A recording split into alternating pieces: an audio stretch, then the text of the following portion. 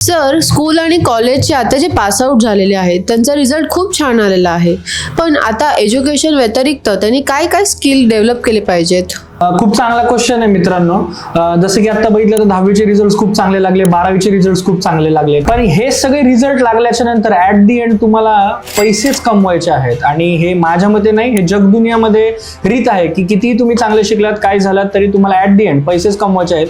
प्रत्येक ठिकाणी आज कॉन्ट्रॅक्ट बेसिस पद्धत आलेली आहे, त्यामुळे आपल्या शिक्षणाला तेवढा वाव मिळतोय का? त्याच पद्धतीने जर बघितलं तर एखादं स्किल सेट जनरेट करणं खूप गरजेचं आहे. आणि stock market, commodity, equity market हे सगळ्यात उत्तम आणि लॉंग टर्म मिळणारं एक स्किल सेट आहे. त्याच पद्धतीने कमी पैशामध्ये, कमी कॅपिटलमध्ये जेवढ्या फी स्ट्रक्चर तुम्ही मार्केटमध्ये भरताय त्याच्यापेक्षा खूप कमी मार्केटच्या कॅपिटलायझेशन मध्ये तुम्ही खूप चांगल्या पद्धतीने शिक्षण घेऊ शकता. त्याचबरोबर लाईफ टाईम माझी तुम्हाला मेहनत जी काय आहे ती तुमच्या मागे लागू राहणार आहे. बऱ्याच मुलांना आता वाटेल की काय टाइमपास व्हिडिओ तुम्ही स्क्रोल डाऊन कराल, पण आत्ताचं 23, 24, 25 हे जे काही वय आहे हे परत येणार नाही. आणि नंतर 28, 29ला रिग्रेट फील करण्यापेक्षा आत्ताच काहीतरी निर्णय घ्या. हे 2 वर्ष कष्टाचे आहेत, कामाचे आहेत, अभ्यासाचे आहेत. हे काम करा. खाली दिलेला नंबर आहे मित्रांनो, झूम मीटिंगला अटेंड व्हा. भेटूया झूम मीटिंगला. Have a nice day. Thank you.